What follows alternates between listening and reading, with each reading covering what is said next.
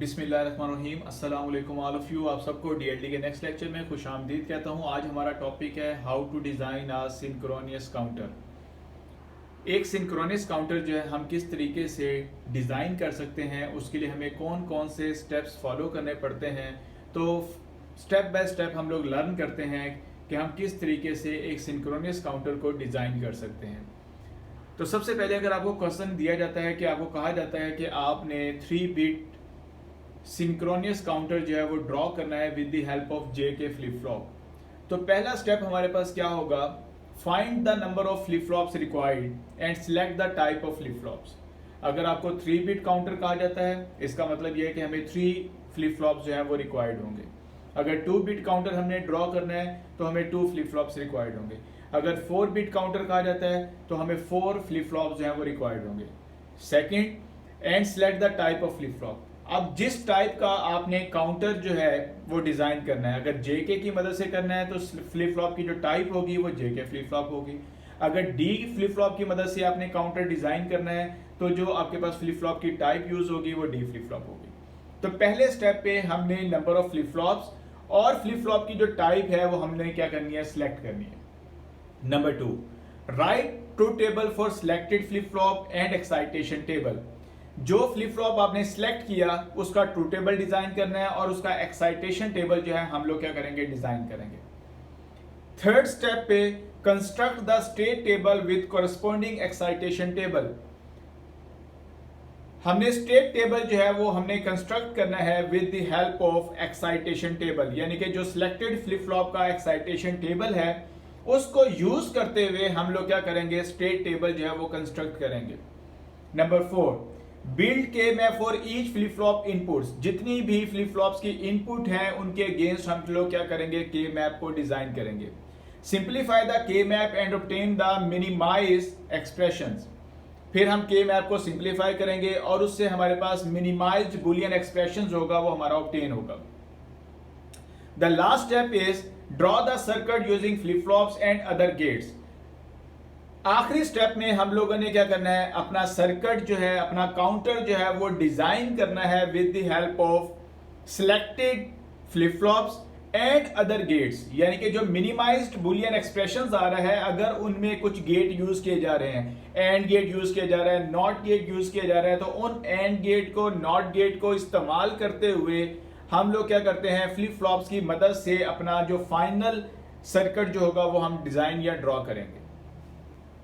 अगर आपको क्वेश्चन दिया जाए कि आपने 3 bit up synchronous counter using JK flip flop आपने डिजाइन करना है, तो जो बेसिक 5 स्टेप्स हम लोगों ने सीखे हैं उन स्टेप्स को हम लोग क्या करेंगे, फॉलो करेंगे। तो स्टेप 1 आपके पास क्या है, नंबर ऑफ फ्लिप फ्लॉप्स। तो अगर आप 3 बिट काउंटर जो है वो डिजाइन करना चाह रहे हैं तो हमें नंबर ऑफ फ्लिप फ्लॉप्स कितने रिक्वायर्ड होंगे, हमें 3 फ्लिप फ्लॉप्स जो है वो रिक्वायर्ड होंगे। इन फ्लिप फ्लॉप्स की टाइप क्या होगी, तो अगर हम JK की मदद से इसको इंप्लीमेंट करना चाह रहे हैं तो टाइप ऑफ फ्लिप फ्लॉप हमारे पास क्या होगी, that is the JK flip flop. Step 2 में हमने क्या करना है, JK फ्लिप फ्लॉप का ट्रूथ टेबल जो है वो ड्रॉ करना है और इसकी मदद से हमने एक्साइटेशन टेबल जो है वो हमने क्या करना है, डिजाइन करना है।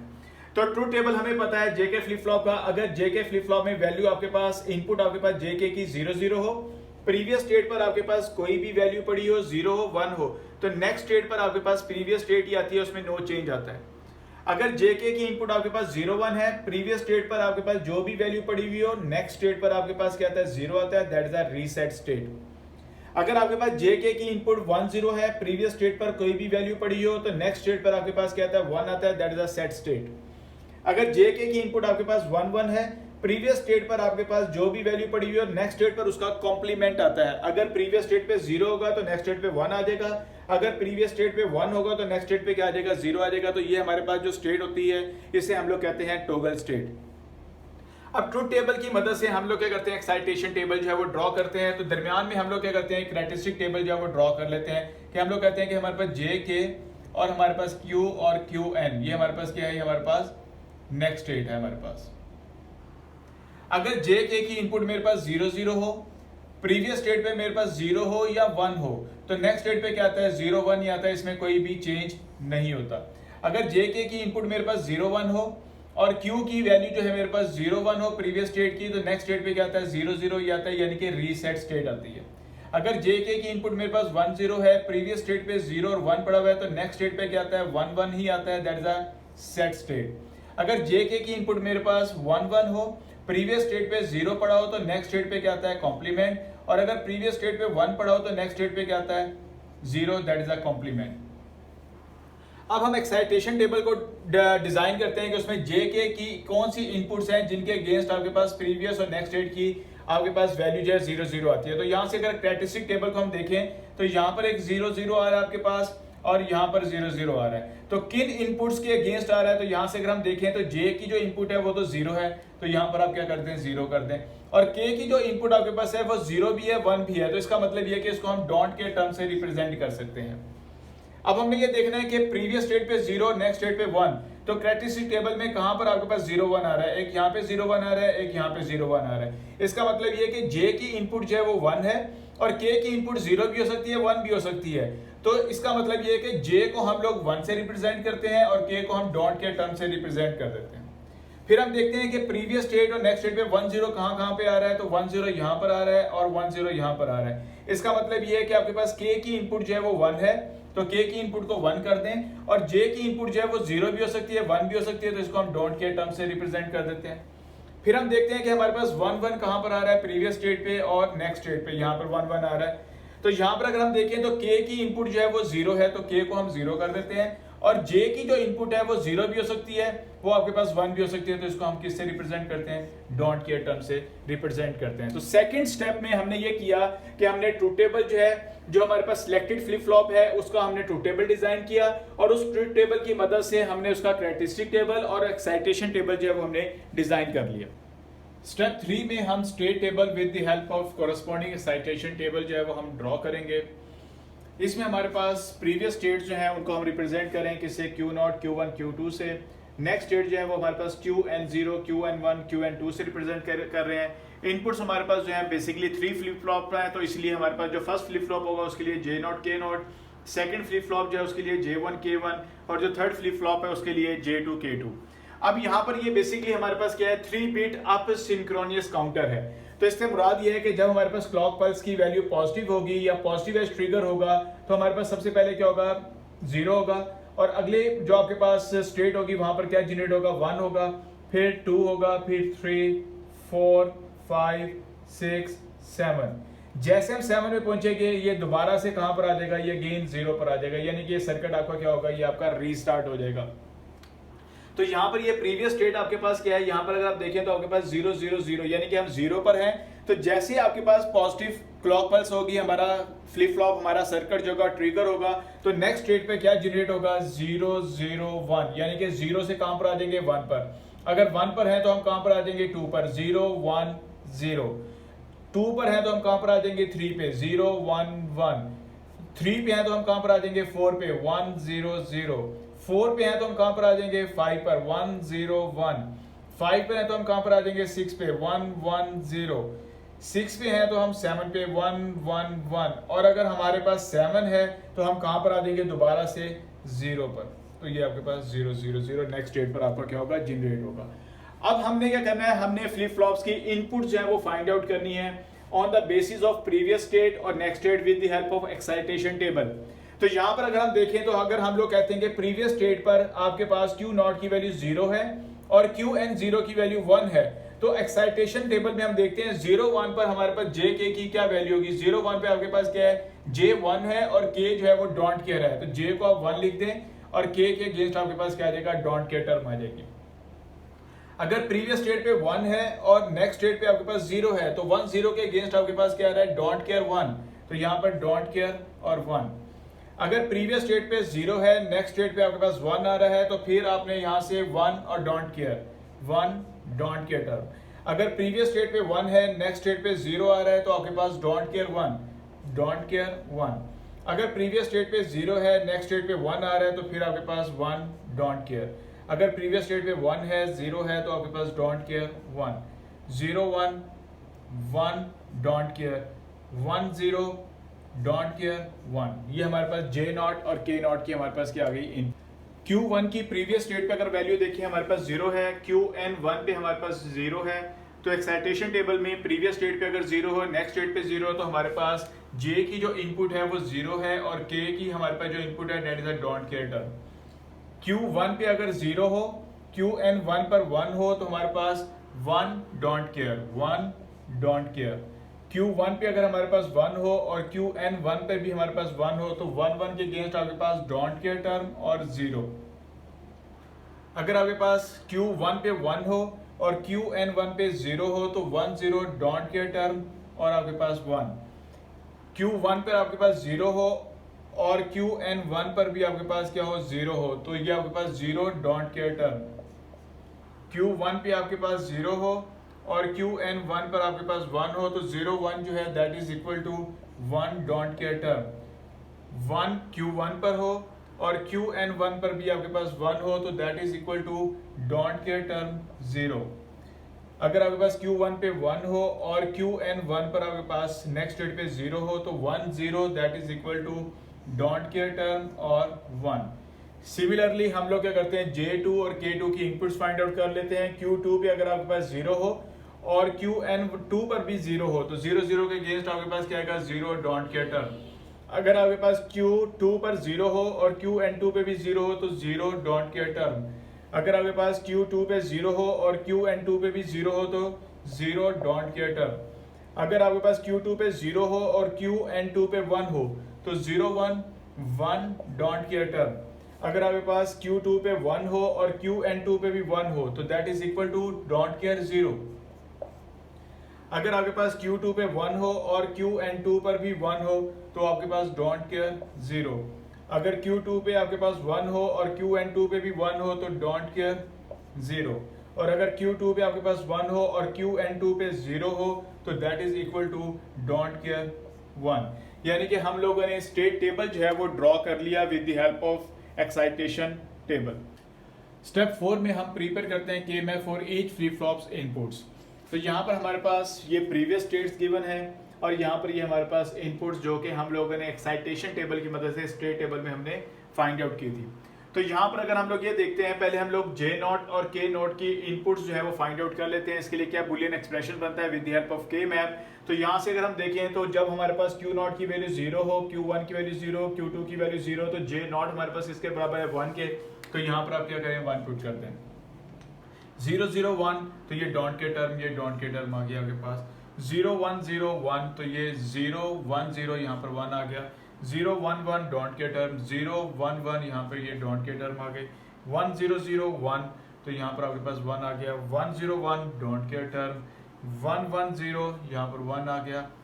1 1 1 जो डोंट के टर्म, ये आपके पास डोंट के टर्म आ गए। तो यहाँ से अगर हम देखें तो with the help of don't के टर्म ये हमारे पास 8 का ब्लॉक बनता है। ये हमारे पास, तो ये हमने 8 का ब्लॉक बनाया। तो यहाँ पर हमारे पास J0 की जो वैल्यू आएगी दैट इज इक्वल टू 1। तो ये सारे आपके पास Q0 Q1 Q2 that is equal to क्या हो जाएंगे, ये 1 के बराबर आ जाएंगे। तो इसलिए क्योंकि हमारे सारे ब्लॉक्स जो हमारे वो कवर हो गए हैं, 8 का ग्रुप बनाया, तो यहाँ पर J0 की जो हमारे पास इनपुट की वैल्यू आई है that is equal to 1। Similarly हम K0 की वैल्यू जो है वो फाइंड आउट कर लेते हैं। तो K0 की वैल्यू फाइंड आउट करने के लिए यहाँ से देखें 0 0 0 तो K0 आपके पास क्या है, ये डोंट केयर के बराबर है। तो यहाँ पे डोंट केयर आ गया। 0 0 1 तो ये आपके पास 1 के बराबर है, यहाँ 1 आ गया। 0 1 0 ये आपके पास डोंट केयर के बराबर है, तो यहाँ पे डोंट केयर आ गया। 0 1 1 ये आपके पास 1 के बराबर है, तो यहाँ पे 1 आ गया। 1 0 0 तो यहाँ पर ये आपके पास डोंट केयर टर्म आ गई। 1 0 1 यहाँ पर आपके पास 1 आ गया। 1 1 0 ये आपके पास डोंट केयर टर्म आ गई, तो that is a don't care term.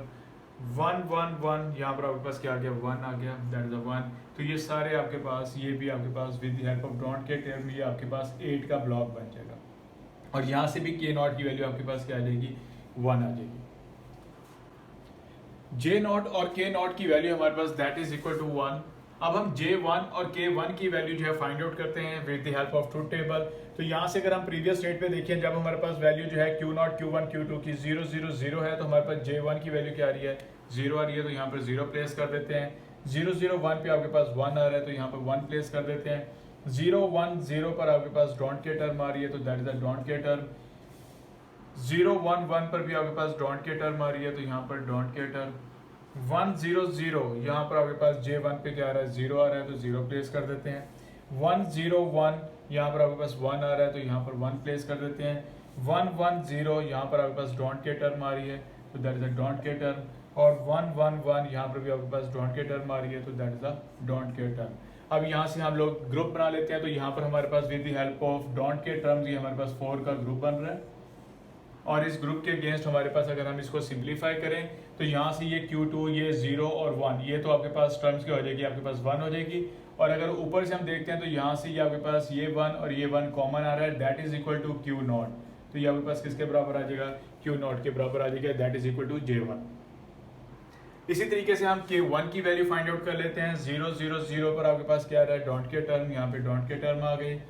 0 0 1 पर आपके पास डोंट के टर्म, तो यहाँ पर भी डोंट के टर्म आ गई। 0 1 0 यहाँ पर आपके पास 0 आ रहा है तो यहाँ पर 0 प्लेस कर देते हैं। 0 1 1 यहाँ पर आपके पास K1 की वैल्यू 1 है तो यहाँ पर हम 1 प्लेस कर देते हैं। 1 0 0 यहाँ पर K1 की वैल्यू डोंट के टर्म है तो यहाँ पे डोंट के टर्म आ गई। 1 0 1 यहाँ पर K1 की वैल्यू आपके पास डोंट के टर्म है तो यहाँ पर डोंट के टर्म आ गई। 1 1 0 यहाँ पर K1 की वैल्यू आपके पास 0 है तो यहाँ पर 0 प्लेस कर देते हैं, और यहाँ पर 1 1 1 और यहाँ पर आपके पास K1 की वैल्यू जो है 1 है तो यहाँ पर 1 प्लेस कर देते हैं। यहाँ पर भी हमारे पास जो ग्रुप बन रहा है with the help of don't के टर्म ये 4 का ग्रुप हमारे पास बन रहा है, ये हमने 4 का ग्रुप बना दिया। इसका मतलब ये है कि ये Q2 का कॉम्प्लीमेंट प्लस Q2 ये दैट इज इक्वल टू 1, और ऊपर से अगर हम देखें तो यहाँ से भी हमारे पास क्या कॉमन आ रहा है, ये 1 जो है कॉमन आ रहा है, that is equal to Q0, तो K1 जो है that is equal to Q0। J1 K1 जो है that is equal to Q0, यानी कि J1 और K1 की जो इनपुट है वो हमारे पास किसके इक्वल है, that is equal to Q0। अब हम J2 और K2 की इनपुट फाइंड आउट कर लेते हैं with the help of previous state. तो यहाँ पर हमारे पास Q0 Q1 Q2 की वैल्यू अगर 0 0 हो तो J2 पे आपके पास क्या आता है, दैट इज अ 0, तो यहाँ पे 0 प्लेस कर देते हैं। 0 0 1 पे आपके पास 0 आता है तो यहाँ पे भी 0 प्लेस कर देते हैं। 0 1 0 यहाँ पर भी 0 आता है तो यहाँ पे 0 प्लेस कर देते हैं। 0 1 1 यहाँ पर आपके पास 1 आता है तो यहाँ पर 1 प्लेस कर देते हैं। 1 0 0 यहाँ पर आपके पास डोंट के टर्म आती है तो यहाँ पे डोंट के टर्म प्लेस कर देते हैं। 1 0 1 यहाँ पर भी आपके पास डोंट के टर्म है तो डोंट के टर्म प्लेस कर देते हैं। 1 1 0 यहाँ पर भी आपके पास डोंट के टर्म है तो यहाँ पे डोंट के टर्म प्लेस कर देते हैं। 1 1 1 यहाँ पर आपके पास डोंट के टर्म आ रही है तो यहाँ पे डोंट के टर्म प्लेस कर देते हैं। तो यहाँ पर हमारे पास जो पेयर बन रहा है, ग्रुप बन रहा है, वो हमारे पास 2 का बन रहा है, just this with the help of don't के टर्म।